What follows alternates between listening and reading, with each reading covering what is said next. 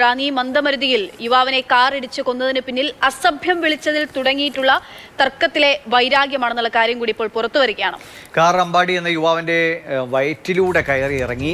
വാരിയലുകൾ ഒടിഞ്ഞ നിലയിലാണ്. ശരീരമാസകലം ഒരിഞ്ഞ പാടുകളുണ്ട്. ബിവറേജസ് ഔട്ട്ലെറ്റിന് പുറത്ത് പ്രതികളുമായി തമ്മിലടി ഉണ്ടായിരുന്നു. അതിന് പിന്നാലെയാണ് ഈ ക്രൂരമായ കൊലപാതകം നടന്നത്. സിക്ക് അഭിലാലാണ് നമുക്ക് വിവരങ്ങൾ നൽകാനായിട്ടുള്ളത്. അഭിലാൽ, കൂടുതൽ വിവരങ്ങൾ പുറത്തു വരികയാണ്. അതായത് അസഭ്യം പറഞ്ഞതിലുള്ള ദേഷ്യം, അതിനെ തുടർന്നുണ്ടായിട്ടുള്ള വൈരാഗ്യമാണ് ഈ കൊലപാതകത്തിലേക്ക് എത്തിച്ചതെന്നാണ് അല്ലെ മനസ്സിലാകുന്നത്? ഇന്നലെ ഉച്ചതിരിച്ച് 3 മണിയോടെ റാന്നി ടൗണിലാണ് സംഭവങ്ങളുടെ തുടക്കം. കൊല്ലപ്പെട്ട അമ്പാടി ഈ സമയം സീനിൽ ഇല്ല. അതേസമയം അദ്ദേഹത്തിന് ഒരു സുഹൃത്തും 2 സഹോദരന്മാരും റോഡ് വക്കിൽ നിൽക്കുന്ന വേളയിൽ പ്രതികൾ മൂവരും കാറിൽ കടന്നു പോവുകയും യാതൊരു പ്രകോപനവുമില്ലാതെ അസഭ്യം പറയുകയും ചെയ്യുകയാണ് ഉണ്ടായത്. തുടർന്ന് അമ്പാടിയുടെ 2 സഹോദരങ്ങളും ഒപ്പം തന്നെ സുഹൃത്തും കൂടി ഇവരെ പിന്തുടർന്ന് ബിവറേജസ് ഔട്ട്ലെറ്റിൻ്റെ സമീപം എത്തുകയും അസഭ്യം പറഞ്ഞ ആളെ തിരഞ്ഞുപിടിച്ച് മർദ്ദിക്കുകയും ചെയ്യുകയുണ്ടായി. തുടർന്ന് ഈ 3 ആളുകളും എരുമേലി ഭാഗത്തേക്ക് കടന്നുപോയി. അതേസമയം ഈ അമ്പാടിയുടെ സുഹൃത്തിനെയും സഹോദരങ്ങളെയും തിരിച്ചറിഞ്ഞ പ്രതികൾ മൂവരും ഇവരുടെ വീട് കണ്ടെത്തി കീക്കുഴൂരിലെത്തി. ഈ സമയം അമ്മയും മറ്റ് ബന്ധുക്കളും മാത്രമാണ് വീട്ടിലുണ്ടായിരുന്നത്. മക്കളെ കൊലപ്പെടുത്തുമെന്ന് ഭീഷണിപ്പെടുത്തിയാണ് 3 അംഗ സംഘം അവിടെ നിന്നും മടങ്ങിയത്. ഇത് വിഷ്ണുവും ഇത് അമ്പാടിയും സുഹൃത്തും അതോടൊപ്പം തന്നെ സഹോദരങ്ങളും അറിയുകയും അതിനുശേഷം ഈ എതിർ സംഘങ്ങളുമായി നഗരത്തിൽ കണ്ടുമുട്ടുകയും വീണ്ടും വെല്ലുവിളികൾ നടത്തുകയും ചെയ്തു എന്നുള്ളതാണ് പോലീസിന് ലഭ്യമാകുന്ന വിവരം. ഇതിനുശേഷം വൈകുന്നേരം 7 മണിയോടുകൂടി മന്ദമരുതിയിൽ വെച്ച് കണ്ടുമുട്ടിയ വേളയിലാണ് വാഹനത്തിൽ നിന്നിറങ്ങിയ സമയം അമ്പാടിയെ കാറിടിക്കുന്നത്. അവസാന സമയത്ത് 7 മണി സമയത്ത് മാത്രമാണ് അമ്പാടി സഹോദരങ്ങൾക്കും സുഹൃത്തുക്കൾക്കും ഒപ്പം ചേർന്നത് എന്നുള്ളതാണ് പോലീസിന് ലഭ്യമായിട്ടുള്ള വിവരം.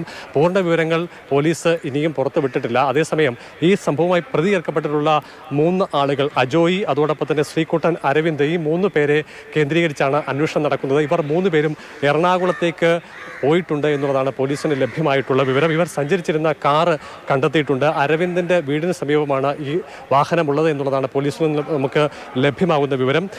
ഈ 3 അംഗ സംഘത്തിൽ അജോയിയാണ് ഇന്നലെ വൈകുന്നേരം 4 മണിയോടുകൂടി ബിവറേജസ് കോർപ്പറേഷന് അവൻ്റെ ഔട്ട്ലെറ്റിന് വെളിയിൽ വെച്ച് ഈ 3 പേർ ചേർന്ന് മർദ്ദിക്കുന്നത്. ഇതേ തുടർന്നുള്ള പ്രതികാരത്തിൻ്റെ ഭാഗമായി കൂടിയാണ് ഈ കൊലപാതകം നടന്നത് എന്നുള്ളതാണ് പോലീസിന് ലഭ്യമായിട്ടുള്ള വിവരം. ഇന്നലെ വൈകുന്നേരം 7 മണിയോടുകൂടി മന്ദമരുതിയിൽ കാർ ഇറങ്ങിയ സംഘത്തിൽ റോഡ് മുറിച്ച് കടന്ന അരവിന്ദനെയാണ് കാർ ഇടിച്ച് തെറിപ്പിച്ചത്. ഒപ്പം തന്നെ കാർ ശരീരത്തിലൂടെ കയറ്റി ഇറക്കുകയാണ് ഉണ്ടായത്.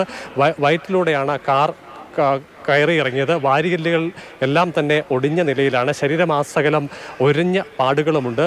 കോട്ടയം മെഡിക്കൽ കോളേജ് ആശുപത്രിയിലേക്ക് പോസ്റ്റ്മോർട്ടത്തിനായി മൃതശരീരം കൊണ്ടുപോയിട്ടുണ്ട്. അവിടെ നടത്തുന്ന പോസ്റ്റ്മോർട്ടത്തിൻ്റെ വിശദ വിവരങ്ങൾ കൂടി ലഭ്യമായെങ്കിൽ മാത്രമേ ശരീരത്തിലെ ആഘാതത്തെയും പരുക്കുകളെയും സംബന്ധിച്ചുള്ള വിവരങ്ങൾ പോലീസിന് ലഭ്യമാവുകയുള്ളൂ. എന്തായാലും ചെത്തോങ്കര സ്വദേശികളായിട്ടുള്ള പ്രതികൾക്ക് വേണ്ടി അന്വേഷണം ഊർജിതമായി തന്നെ പുരോഗമിക്കുകയാണ്. ഏറ്റവും ശ്രദ്ധേയമായിട്ടുള്ളത് സാധാരണ നിലയിലുള്ള ഒരു അപകടം, അതേ തുടർന്ന് പരിക്കേറ്റയാൾ ചികിത്സയിലിരിക്കുമ്പോൾ മരണമടയുന്നു എന്നുള്ളതായിരുന്നു പോലീസിന് ലഭ്യമായിട്ടുള്ള ആദ്യ വിവരം. അത്തരത്തിലാണ് പോലീസ് FIR രജിസ്റ്റർ ചെയ്തത്. അതേസമയം തന്നെ ഇദ്ദേഹത്തിൻ്റെ സഹോദരങ്ങൾ തമ്മിൽ സംസാരിക്കുന്നതിലുണ്ടായ പന്തികേടിനെ തുടർന്ന് ബന്ധുക്കൾ തന്നെ വിവരങ്ങൾ വിശദമായി ചോദിച്ച് അറിഞ്ഞപ്പോൾ മാത്രമാണ് ഇത് ആസൂത്രിതമായ ഒരു കൊലപാതകം ആയിരുന്നു എന്നത് സംബന്ധിച്ചുള്ള വിവരങ്ങൾ പങ്കുവെക്കപ്പെടുന്നത്. പിന്നീട് പോലീസ് ഇതുമായി ബന്ധപ്പെട്ടിട്ടുള്ള വിവരങ്ങൾ സഹോദരങ്ങളിൽ നിന്നും ചോദിച്ച് മനസ്സിലാക്കുകയും കൊലപാതകത്തിന് പിടികൂടാനുള്ള ശ്രമങ്ങളാണ് പോലീസ് നടത്തുന്നത്. CK അഭിലാലാണ് വിവരങ്ങൾ നൽകിയത്. അതിൽ ബന്ധുവിന്റെ മരിച്ച അമ്പാടിയുടെ അച്ഛന്റെ സഹോദരിയുടെ പ്രതികരണം കൂടി. അവരും ആദ്യഘട്ടത്തിൽ അപകടമെന്ന് വിചാരിച്ചു, പിന്നീടാണ് ഇതിന്റെ കൂടുതൽ വിവരങ്ങളിലേക്ക് പോകുന്നത്. അവരുടെ പ്രതികരണം: റാന്നിക്ക് വരുവാന്ന് മാത്രമേ പറഞ്ഞുള്ളൂ. പിന്നീടുള്ള കാര്യങ്ങളൊന്നും അറിയത്തില്ല. പിന്നെ ഫോൺ എടുക്കുന്നില്ലായിരുന്നു. ഇല്ല, സംസാരിച്ചില്ല. അവർ ഒരു പ്രാവശ്യം മാത്രമേ വിളിച്ചുള്ളൂ. ഈ ഇഞ്ചുറി ആയപ്പോൾ അവർ നേരെ ഹോസ്പിറ്റലിൽ കൊണ്ടുവരുന്നു. അവരോട് പിന്നെ സംസാരിക്കാൻ പറ്റിയിട്ടില്ല. അവർ എന്നോട് ആദ്യം പറഞ്ഞത് ഒരു ആക്സിഡൻ്റ് മാത്രമേ പറഞ്ഞുള്ളൂ. പിന്നീടാണ് ഞാൻ ഇന്ന് രാവിലെയോടൊക്കെ കൂടിയാണ് അറിയുന്നത് ഇങ്ങനെ എന്തോ ഒരു പ്രശ്നം ഉണ്ടായിരുന്നു, മനഃപൂർവ്വം വണ്ടി ഇടിച്ചാണെന്നുള്ളത് ഞാൻ രാവിലെ അറിയുന്നു.